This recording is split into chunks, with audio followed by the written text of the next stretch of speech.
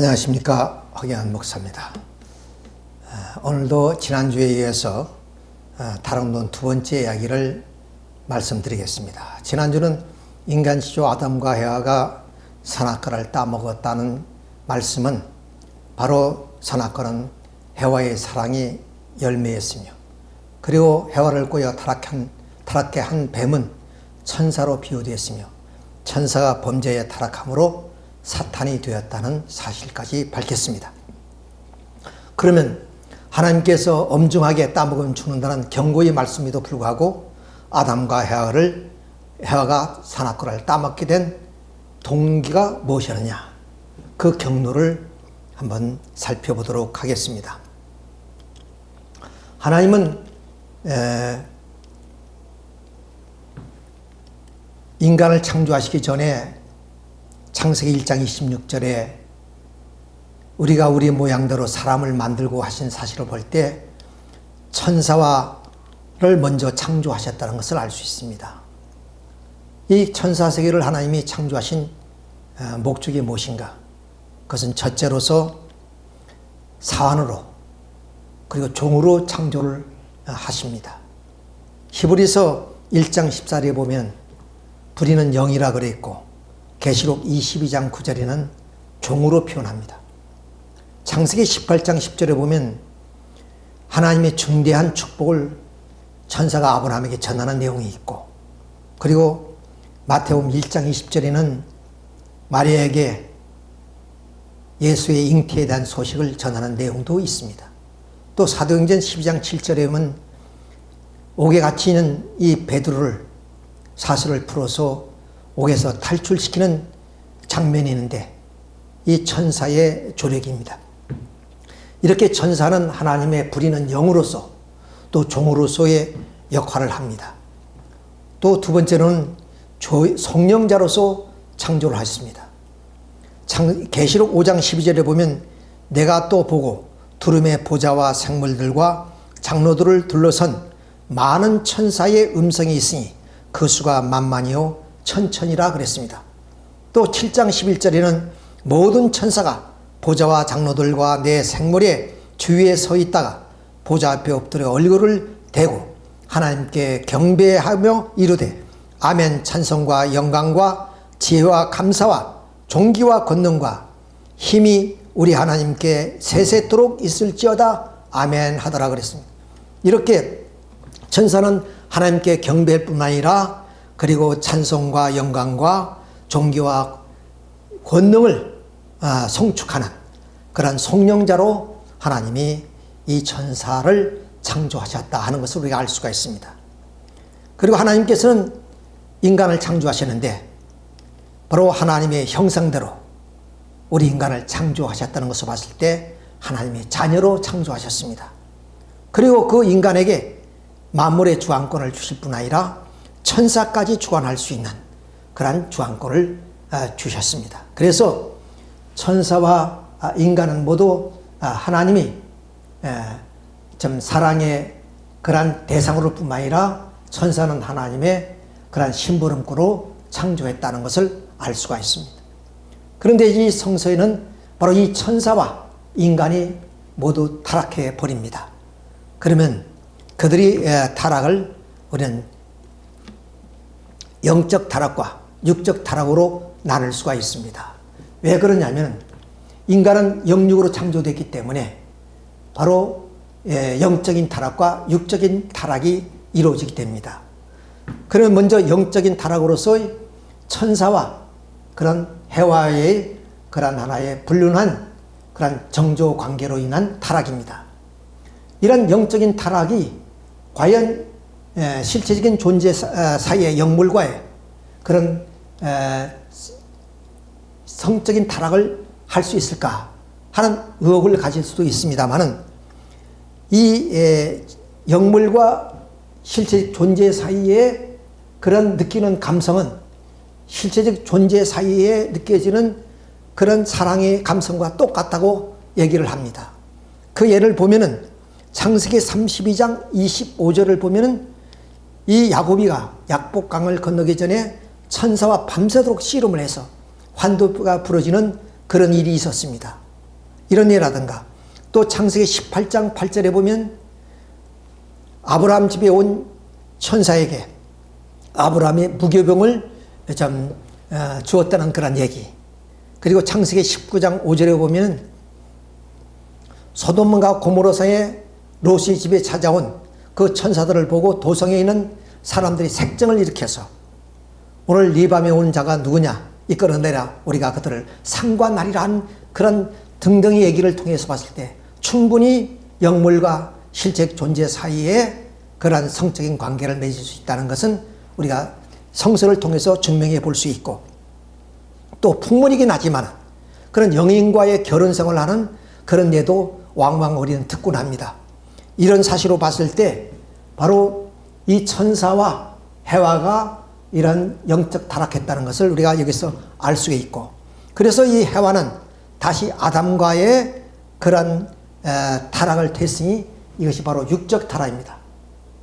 그런 거로 결국 인간은 영적 타락과 육적 타락, 양면의 타락을 다 타락해버리고 말았습니다. 그러면 이 영적 타락과 육적 타락에 대한 구체적인 하나의 경로를 살펴보도록 하겠습니다. 자, 하나님께서 말씀드린 것처럼 천사 세계를 먼저 창조하셨습니다. 그리고 하나님은 사랑의 하나님이시기 때문에 천사에게도 이런 좀 사랑을 주기 위해서 사랑의 기관장으로 이렇게 누시엘을 세웠던 것입니다. 누시엘을 누시포라고 그러기도 하고, 또한 아침의 아들 계명성이라고도 얘기합니다. 그러니까 이 천사장 누시엘은 하나님으로부터 모든 사랑을 받고 천사 세계의 사랑을 나눠줬기 때문에 이 천사장 누시엘은 하나님의 사랑을 독차지하는 것과 같은 그런 입장이 있었습니다. 그리고 하나님은 아담과 해와를 창조하십니다. 그런데 이 천사에게도 창조의 본성으로 욕망과 지능이 있습니다. 그렇기 때문에 이 지능을 통해서 바로 천사 세계에 오는 사랑보다 인간 세계에 가는 사랑이 크다는 것을 알게 되었고, 그로 인해서 사랑에 대한 감소함을 느끼게 됩니다. 그러니까 이 천사는 그런 사랑의 감소함에 의해서 인간 창조하기 전에 천사 세계에 가졌던 사랑의 위치를 인간 세계도 그대로 가져보고자 이렇게 해서 결국 천사를 꼬이게 됐다는 것입니다. 이렇게 해서 천사의 사랑의 감소감에 의해서 이 인간 세계도 동일한 사랑의 위치를 갖고자 하는 사랑의 욕망에 의해서 결국 과분한 욕망의 동기로 인한 천사와, 그리고 때 아닌 때 하나님같이 눈이 밝아지려는 그런 해와와의 그런 상대적 관계에 의해서 수수작용함으로 얼마 불륜한 영적 종교 관계를 맺었으니 이것이 바로 영적 타락이라고 하는 것입니다. 이렇게 서로 상대와의 사랑의 관계를 맺게 되면 대상으로부터 요소를 받게 되나니 그것이 바로 타락의 성품입니다. 이런 타락성을 받은 그런 해와는 결국에 공포심을 느끼게 되고, 그리고 양심의 가책을 받아서 바로 천사로부터 또 지혜를 받음으로 인해서 자기가 상대할 대상이 천사가 아니고 바로 아담이라는 사실을 알게 됩니다. 그로 인해서 그는 이 가책과 공포심을 면할 수 있는 하나의 방법으로 아담을 유인해서 그럼 아담과의 관계를 맺음으로 말미암아 본래 하나님의 사랑을 받던 위치로 돌아가고 싶은 심정의 동기에 의해서 결국 아담을 유혹하게 된 것입니다. 그래서 다시 아담과의 그런 불륜한 정조 관계를 맺게 되었으니 이것이 바로 육적 타락입니다. 말씀드린 것처럼 이런 사랑의 관계를 맺게 되면 대상으로부터 요소를 받게 되느니 아담도 천사로부터의 그러한 타락성을 받았을 뿐 아니라 결국 이 영적 육적 타락으로 말미암아 결국 인간은 이 천사인 사탄 마귀의 자식이 되어버렸고, 그리고 이 타락한 천사는 좀 시공을 초월해서 공중 권세를 가지고 이 인간 세계를 지배하게 됐다. 그래서 이 세상의 주인은 누구냐? 바로 사탄이가 되었고 또 임금이 되고 신이 되었다고 성서는 그렇게 이야기를 하고 있습니다. 자, 만일에 이 아담이 타락하지 않았더라면 우리는 이렇게 한번 생각해 볼 수 있습니다. 왜냐하면 아담은 주체로서 대상이 타락했다 할지라도 주체만이 완성된다면 바로 하나님이 창조하실 때 아담이 갈빗대를 취하여 해와를 창조하셨다 그랬습니다. 그것처럼 완성한 아담을 중심해서 대상을 세우는 것은 그렇게 어려운 일이 아니라는 것입니다. 근데 결국 이 아담마저 타락했기 때문에 하나님은 인간 구원의 섭리를 이렇게 오랜 역사를 통해서 오늘까지 이루게 되었다 하는 것을 우리가 생각해 볼 수가 있는 것입니다. 그러면 하나님은 따먹으면 정령 죽는다고 이런 믿음의 계명을 주셨는데 그들이 그 믿음을 통해서 완성해야 되는데 그렇게 타락하게 된 그 이유 가운데 하나는 무엇이냐? 그것은 뭐냐면 사랑의 힘과 원리의 힘으로 본 믿음을 위한 계명이란 주제로서 한번 우리가 살펴보도록 하겠습니다. 우리 인간은 원리에 의해 창조됐고 그리고 그 인간은 원리의 계도에 의해서 성장하도록 되어 있습니다. 그런데 이 원리의 힘에 의해서 성장하는 우리 인간은 그 원리 힘 자체가 우리 인간을 이 원리 궤도에서 탈선시킬 수는 없습니다. 마침 레일리에 달리고 있는 기차와 같습니다. 기차의 기관이나 레일이 이상이 없는 이상 기차는 목적지를 향해 갈 수가 있습니다. 그러나 이 기차가 달리는 힘보다 외부의 강력한 힘이 부딪혀오게 되면 이 기차는 탈선할 수 있는 것처럼 이 원리의 힘보다 더 강한 외부의 힘이 부딪혀오게 되면 인간도 타락할 수가 있다는 것입니다. 그 강력한 힘이 뭐냐? 그것이 바로 사랑의 힘이라는 것입니다. 그렇기 때문에 이 사랑의 힘이 원리 힘보다도 강하기 때문에 물론 이 비원리적인 사랑의 힘이 부딪혀오게 되면 인간 시조는 타락할 수가 있었던 것이었습니다. 그러면 왜 하나님께서는 이 사랑의 힘이 원리 힘보다도 강하게 해서 이 원리 궤도에서 성장했던 아담과 헤와를 타락할 가능성을 가지고 창조하셨냐는 것입니다. 여기는 이유가 있습니다. 즉 하나님은 사랑의 동기가 되어서 그 사랑으로 이 모든 인간을 창조하셨습니다. 그리고 그 사랑을 통해서 3대상 목적을 이루고 사획이 된 창조 목적을 이루게 되는 것입니다. 그렇기 때문에 결국 하나님의 창조의 목적은 사랑에 의해서 이루어지는 것이기 때문에 사랑은 생명의 근본이요 행복과 이상의 요소라 그럽니다. 그러니까 사랑을 사랑답게 하기 위해서는 사랑의 힘이 원리 힘보다 더 강하지 않고서는 만약에 원리 힘이 더 강하다면 사람은 사랑보다는 원리를 더 추구하게 될 것입니다. 자, 그렇기 때문에 하나님께서는 사랑을 사랑답게 해서 사간으로 또 창조하신 그 존재가 사랑으로 주관하기 위해서 이렇게 원리 힘보다도 사랑의 힘을 강하게 하셨다 하는 이유를 우리가 아셔야 됩니다. 이것은 하나님이 우리 인간을 그만큼 사랑하셨다는 얘기입니다. 만약에 우리 인간이 원리에 의해서만 성장하도록 됐다. 또 사랑의 힘보다 원리 힘이 더 강하다면 원리와 법도를 더 추구하게 되고 그로 인해서 결국 우리 인간의 삶은 그 원리에 의해서 심판받는 그런 존재가 되고 말 겁니다. 그러나 심판보다는 용서와 사랑을 하시기 위해서 하나님은 사랑의 힘을 더 강하게 하셨다 하는 것을 우리가 먼저 알 수가 있습니다. 그러면 우리 인간이 이 원리 궤도에서 원리의 힘보다 더 강한 사랑의 힘이 부딪혀오면 타락할 그런 가능성이 있었기 때문에 하나님께서는 바로 따먹지 말라는 하나의 계명을 주셨던 것입니다.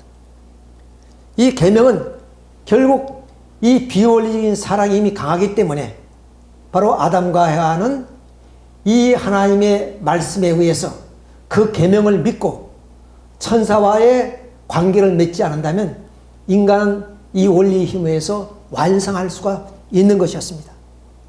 그래서 아담과 해와에게 따먹지 말라는 하나의 계명을 주시는데, 그 계명을 주신 하나의 목적은 첫째로서는 타락을 방지하기 위해서, 즉 이 천사와의 비원리적인 그런 관계를 맺지 않기 위해서 주셨던 것이고, 둘째는 하나님이 창조하실 때 우리 인간에게, 하나님은 창조성을 가지고 있기 때문에 인간을 주관하듯이 인간도 하나님의 창조성을 받아가지고 닮아가지고 만물을 주관하기 위해서 결국 창조하셨던 것입니다.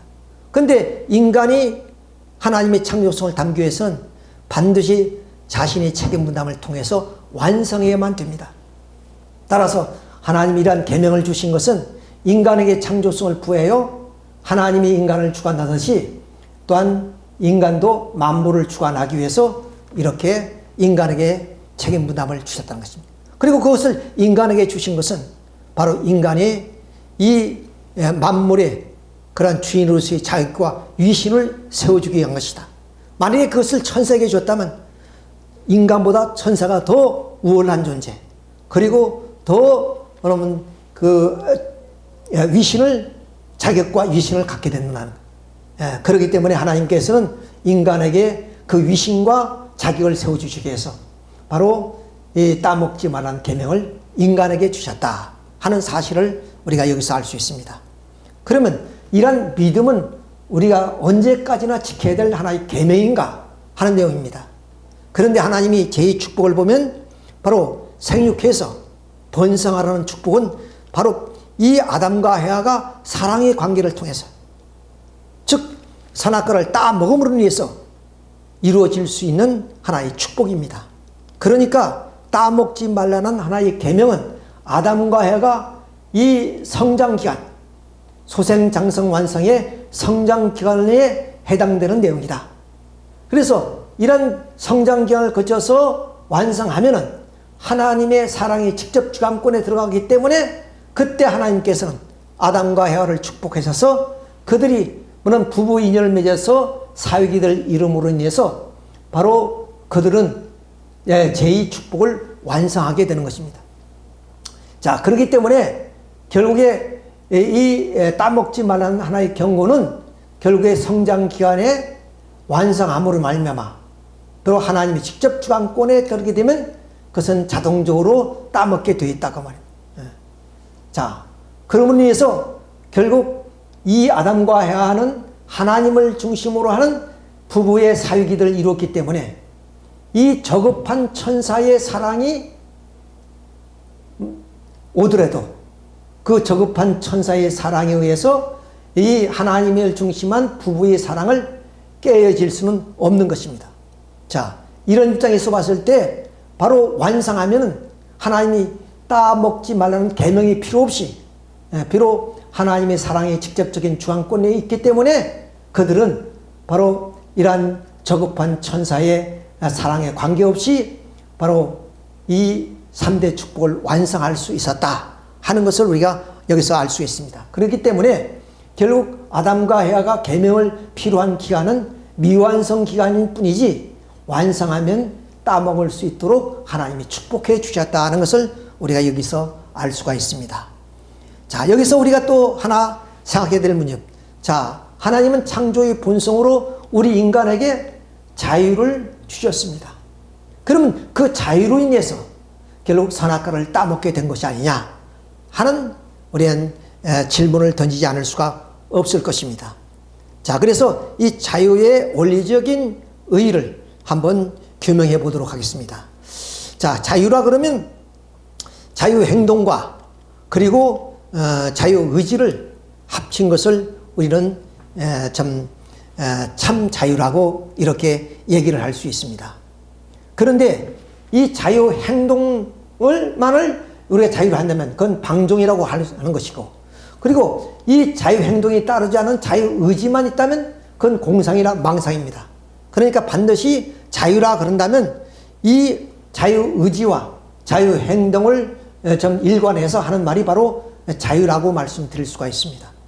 그러면 이 자유행동은 어디서 나오냐? 자유의지에 의해서 나오는 것이고, 그럼 자유의지는 어떻게 생기는 것이냐? 그것은 바로 하나님의 지정의로 계신 원리적인 분이십니다.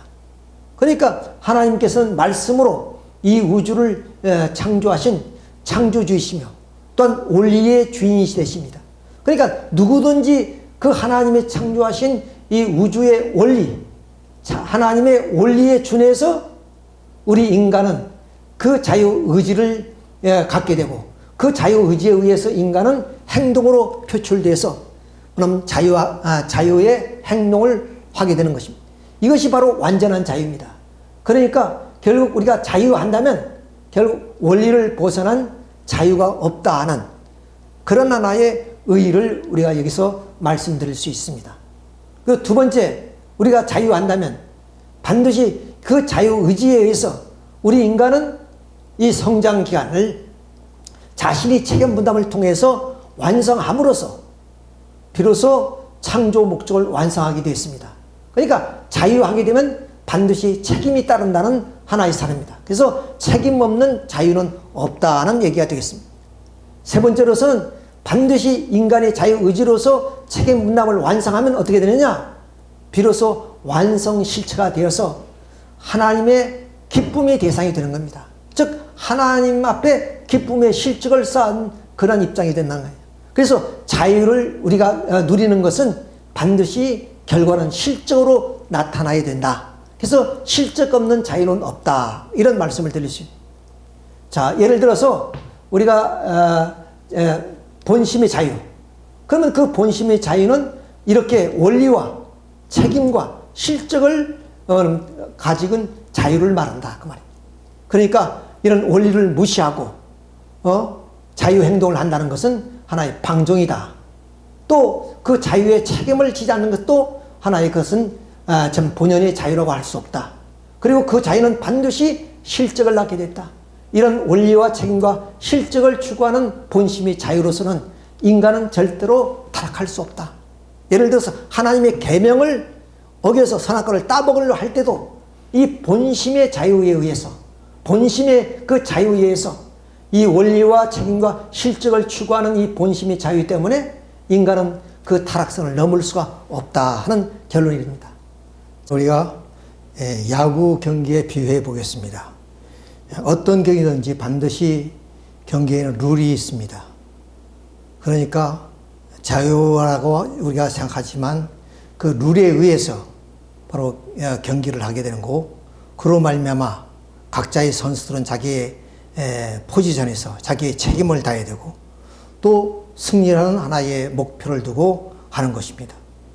이렇게 우리의 생활도 그렇고 또한 스포츠도 그렇고 그 모든 어떤 그 자유든지 반드시 원리와 책임과 실적을 추구하는 자유야. 자유야말로 그것이 본심의 자유고 우리가 누려야 될 하나의 자유라 하는 것을 우리가 아셔야 되겠습니다. 그 다음 이제 자유와 인간의 타락에 대한 내용입니다. 말씀드린 것처럼 우리 인간은 바로 이런 원리에 의해 창조된 존재이기 때문에 원리의 궤도에 의해서 원리에 따라서 성장하면서 우리 인간이 성장 기간에 지어야 될 책임 분담, 이것을 완수함으로써 결국에 실적을 갖게 됩니다. 이런 원리와 책임과 실적을 추구함으로써 이것이 바로 인간의 본심이 자유라고 할 수 있습니다. 따라서 우리 인간은 이런 본심이 자유에 의해서 원리 궤도를 따라서 성장해 나가는 과정 속에서 원리 힘보다 더 강한 비원리적인 사랑이 부딪혀 오게 됨으로 말미암아 해원은 여기에 불안과 공포심을 느끼게 되었고, 그로 인해서 이 비원리적인 사랑의 힘에 의해서 결국 탈선하게 됐다 하는 얘기가 되겠습니다. 그러므로 인해서 결국 우리가 누려야 될 이 본심의 자유는 타락으로 구속되고 상실되고 말았습니다. 그래서 인류 역사는 이 죄악의 역사를 살펴보고 있는 모두가 인간의 자유로 구속된 그러한 역사였습니다. 따라서 우리 인간이 완성되면은 이런 본심의 자유에 의해서 창조 목적을 지향할 뿐이지 이 본심의 자유에 의해서 인간은 절대로 타락할 수 없습니다. 말씀드린 것처럼 인간은 그 원리를 중심으로 한 그런 책임과 실적을 추구하는 자유가 있기 때문에 그것은 선의 결과만 맺을 뿐이지 절대로 인간은 타락할 수가 없다 하는 말씀을 드릴 수가 있습니다. 다음은 자유와 타락과 복귀에 대한 말씀을 드리겠습니다.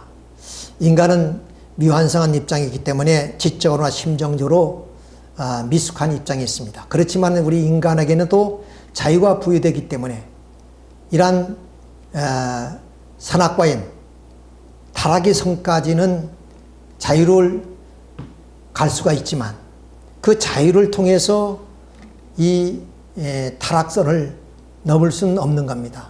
말씀드린 것처럼 인간에게는 그런 원리와 책임과 실적을 추구하는 본심이 자유가 발동하기 때문에 그렇습니다.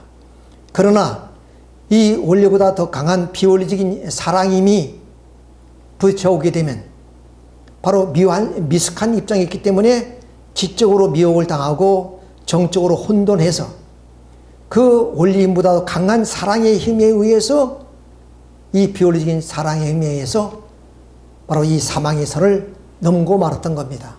그로 인해서 인간은 무지에 빠지게 되고 하나님도 모르고 인간의 그런 근본도 모른 채 인간은 자유가 구속되어 살게 된 것입니다. 따라서 자유가 인간을 타락시킨 것이 아니라 그 비원리적인 사랑에 의해서 본심의 자유가 구속됐다는 사실입니다. 그래서 인간은 끝없이 오랜 역사의 기간을 통해서 이 자유를, 본심의 자유를 추구해 나왔던 것입니다. 그러한 하나의 본심의 자유를 누리기 위해서 끝없이 진리를 추구해 나왔던 것이에요. 그래서 요한복음 16장의 말씀처럼 진리의 성령이 오시면 그가 너희를 모든 진리 가운데로 인도했습니다. 따라서 우리의 본심의 자유를 통해서 진리를 추구함으로 말미암아 그 진리를 통해서 우리 타락한 인간은 구속된 자유를 찾고 본래의 사랑의 본연의 위치로 돌아올 수 있게 되는 것입니다.